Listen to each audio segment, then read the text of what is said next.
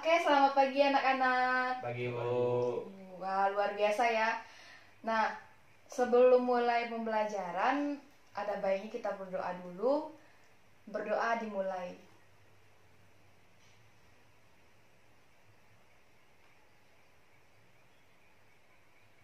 Berdoa selesai. Nah, udah siap untuk belajar matematika hari ini? Sudah. Udah siap, bagus ya. Nah, pada hari ini kita akan belajar tentang bab turunan fungsi aljabar. Nah, sebelumnya kita sudah pelajari tentang limit suatu fungsi aljabar. Nah, limit ini nanti akan kita terapkan atau kita gunakan pada materi turunan fungsi aljabar ini. Nah, kita mencari hasil dari turunan fungsi aljabar ini dengan menggunakan definisi limit fungsi suatu aljabar.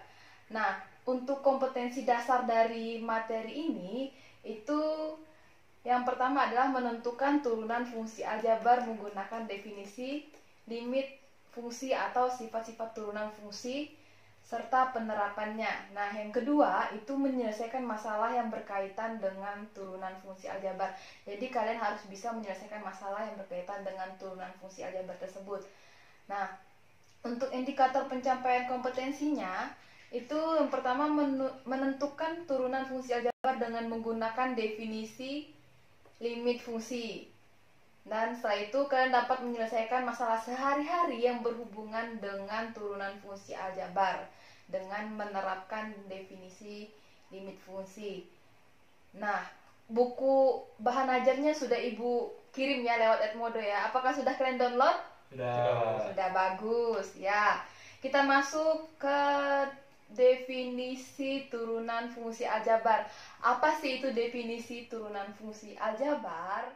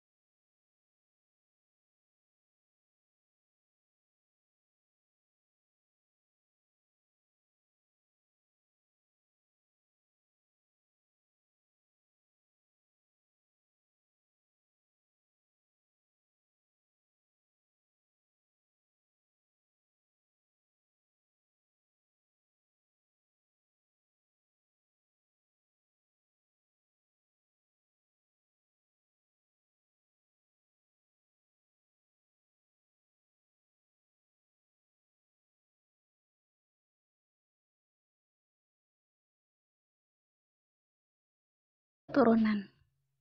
Ayo apa? Turunan atau diferensial adalah pengukuran terhadap bagaimana fungsi berubah seiring perubahan nilai inputnya. Turunan ini menyatakan bagaimana suatu besaran berubah akibat perubahan besar lainnya. Contohnya itu, turunan dari posisi sebuah benda bergerak terhadap waktu adalah kecepatan sesaat objek tersebut.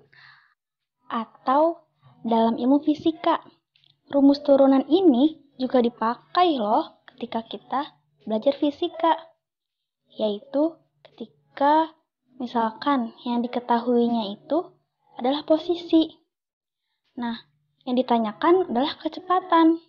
Berarti ketika kita mencari kecepatan menggunakan rumus turunan. Ciri khas lambang turunan yaitu aksen. Jadi misalkan ada Y, jika diturunkan maka menjadi Y aksen, atau bisa juga ditulis DY per DX. Lalu kalau misalkan Fx, jika diturunkan ditulisnya menjadi F aksen X atau DFX per DX. Misal terdapat fungsi Y atau Fx, maka turunannya dapat didefinisikan menjadi F aksen X sama dengan dfx per dx sama dengan limit h mendekati 0, fx plus h dikurangi fx dibagi h. Nah, itu adalah rumus turunan menurut definisi. Apa sih itu turunan? Nah, turunan itu lawannya tanjakan ya? Oh, bukan ya, itu jalan. Terus turunan itu berarti tempat dimakamkannya orang yang sudah meninggal. Oh, itu kuburan. Oh, lain berarti ya. Oh, lain. Oke, langsung saja Pak ya. Oke. Turunan fungsi aljabar ya. Suatu fungsi, misalnya fungsi y, atau biasa juga dikenal dengan fungsi fx, maka turunannya yaitu y aksen atau f aksen ya. Jadi simbol dari turunan yaitu pakai tanda aksen ya. Jika ada nanti soal misalnya y aksen atau f aksen, itu berarti turunan pertama ya, turunan dari fungsi tersebut. Yaitu, nah ini dia ya, perbandingan perubahan y atau biasa dikenal dengan delta f terhadap perubahan x atau delta x ya. Jadi turunan yaitu perbandingan perubahan y terhadap perubahan x. Namun di mana delta x-nya atau perubahan x-nya itu mendekati 0 ya. Oke. Seperti apa? Nah, kita kasih gambaran dulu ya. Misalnya kita punya fungsi di sini, fungsi y atau fx. Nah, turunan ini sangat berhubungan dengan gradien garis ya. Nah, yaitu untuk mengetahui bagaimana sih perubahan suatu besaran terhadap perubahan besaran yang lainnya. Nah, di sini kan garisnya bukan membentuk garis lurus ya. Berarti kita coba tarik garis, garis lurus, didapatlah dua buah titik. Nah, titik yang pertama, misalnya kita ambil koordinatnya x ya. Nah, di sumbu y berarti fx, kita ambil fx saja. Nah, titik yang kedua inilah yang dikatakan perubahan x-nya ya, atau delta x-nya. Nah, misalnya delta x-nya kita ambil h ya, sebagai h. Berarti di sini koordinatnya menjadi x tambah h ya. X tambah h. Karena di sini titiknya menjadi x tambah h, berarti di koordinat y-nya juga menjadi fx tambah h. Oke, itu perubahan y-nya ya, atau delta f-nya. Oke, dari sini berarti kita bisa tentukan turunan dari fungsi y atau fungsi fx. Nah, turunannya tadi apa? Perbandingan perubahan y terhadap perubahan x ya, berarti delta f per delta x. Nah, tapi ingat, delta x-nya mendekati 0. Kenapa? Karena dari kedua titik tadi kita bisa lihat perubahannya sangat kecil sekali ya. Sangat kecil sekali. Hampir tidak ada gitu ya. Jadi dikatakan mendekati 0. Oke, kita masukkan. Delta f-nya yang mana? Berarti fx tambah h dikurang fx ya. Berarti delta f-nya yaitu fx ditambah h dikurangi dengan fx per delta x. Delta x-nya yang mana? Nah, delta x-nya kita tadi sudah ambil pemisalan yaitu h ya. Berarti di sini per h ya. Nah, karena di sini mendekati 0, berarti kita pakai pendekatan limit fungsi ya. Di materi sebelumnya ya. Nah, berarti di sini limit di mana h-nya mendekati 0. Itulah rumus untuk menentukan turunan dari suatu fungsi ya. Nah, jadi ingat rumusnya, yaitu limit fx ditambah h dikurangi dengan fx per h, di mana h mendekati 0 ya. Oke. Masuk ke poin yang pertama. Turunan pertama fungsi aljabar. Setelah mengetahui definisi dari turunan fungsi dan rumusnya, kita bisa menentukan turunan pertama dari suatu fungsi aljabar ya. Misalnya, kita punya fungsi fx sama dengan x kuadrat. Berarti kita pakai rumus yang tadi. F aksennya berarti limit fx tambah h dikurang fx per h, di mana h mendekati 0. Kita masukkan fx tambah h, berarti x tambah h pangkat 2 kuadrat ya. Nah, jadi kita ganti x-nya menjadi dengan x tambah h ya. X kuadrat berarti x tambah h kuadrat. Oke. Dikurang fx, fx-nya ya tetap X kuadrat ya. X kuadrat. Per H. H-nya berapa? Iya, H. Oke. Terus kita jabarkan ya. Di sini kan ada kuadrat nih. X tambah H kuadrat. Kita jabarkan coba. Berarti masih ingat cara cepatnya? Jika ada suatu apalagi namanya ya, bentuk A tambah B kuadrat, berarti penyebarannya yaitu A kuadrat tambah 2AB ditambah B kuadrat ya. Berarti kalau X tambah H kuadrat berarti X kuadrat ditambah 2XH ditambah H kuadrat. Oke ya. Oke, dikurangi dengan X kuadrat. Oke, per H. Dari sini kan ada yang bisa dikurangi nih ya. X kuadrat, X kuadrat. Nah, berarti ini habis. Oke, terus tersisa berarti 2XH tambah H kuadrat. Nah, 2XH ini kita bagi dengan H yang di bawah ya. H dibagi berarti tersisa 2X. Kemudian H kuadrat dibagi juga dengan H. Berarti tersisa H ya, tambah H. Nah, sampai di sini kita pakai pendekatan limit. Nah, limit H mendekati 0. Berarti kita ganti H-nya dengan 0. Berarti 2X ditambah H. H-nya 0 ya. Berarti 2X tambah 0 berapa? Ya, 2X ya. Jadi itulah turunan dari fungsi fx ya. Suatu fungsi fx x kuadrat, maka turunannya yaitu 2x. Oke ya? Jelas ya? Oh, jelas. Nah, sekarang pertanyaannya, untuk menentukan turunan pertama suatu fungsi, apakah harus selalu pakai rumus ini? Ya, enggak juga ya. Nah, coba kita perhatikan ya. Kita perhatikan. Fungsinya tadi yaitu x kuadrat. Turunannya Soal carilah turunannya menggunakan rumus definisi turunan. Di sini soalnya fx sama dengan x kuadrat plus 3x.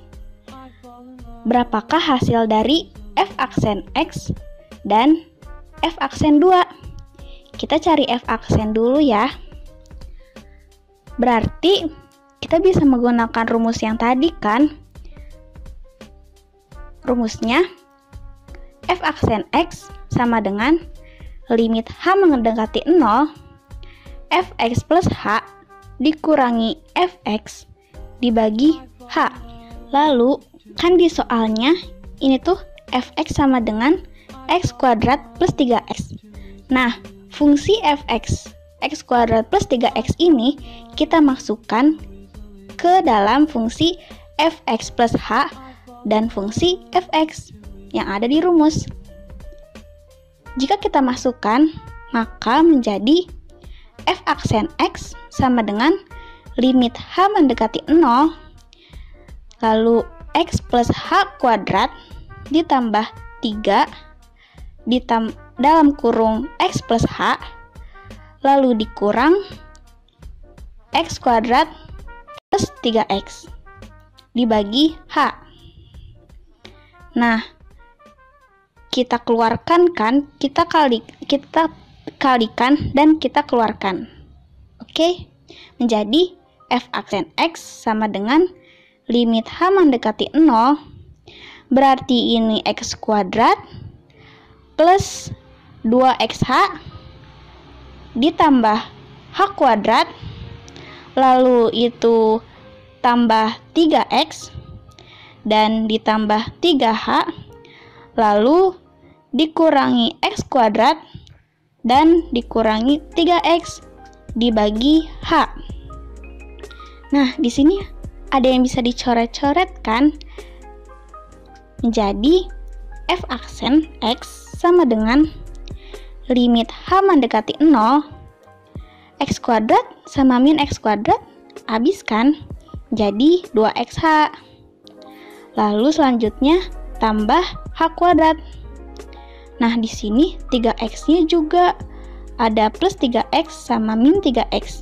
Berarti habis. Yang terakhir ada plus 3h. Lalu dibagi h. Nah, di sini h-nya kita bisa keluarkan kan? Jadinya f aksen x sama dengan limit H mendekati 0, H dalam kurung 2X plus H plus 3 dibagi H, sehingga H-nya bisa kita coret. Jadi, F aksen sama dengan limit H mendekati 0, 2X plus H plus 3. Nah, tadi kan limit H mendekati 0. Lalu, 0-nya kita masukkan ke dalam H. Menjadi F aksen X sama dengan 2X plus 0 plus 3. Maka F aksen X sama dengan 2X plus 3. Nah, hasil 2X plus 3 ini merupakan turunan dari fungsi fx x kuadrat plus 3x. Jadi, turunan dari fx sama dengan x kuadrat plus 3x adalah f aksen x sama dengan 2x plus 3. Gimana? Sudah paham? Lalu ada pertanyaan.